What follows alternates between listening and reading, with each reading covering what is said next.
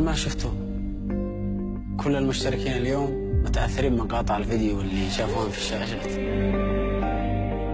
فرحانين جدا بالمقاطع اللي وصلتهم من أحبابهم وأصحابهم.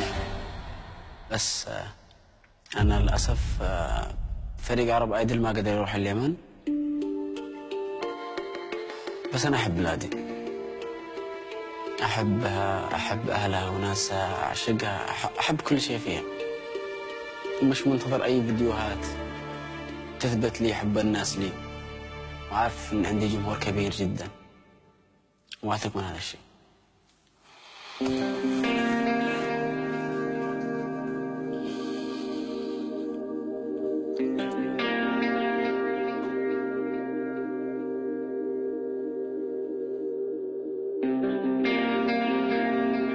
هنا تربيت،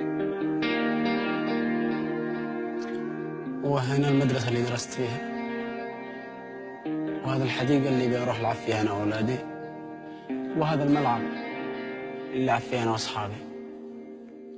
كل شيء له ذكريات، كل شيء يحتفظ داخل الذاكرة.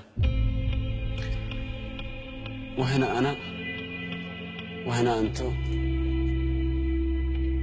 عمار عزكي من اليمن، رقمي 14.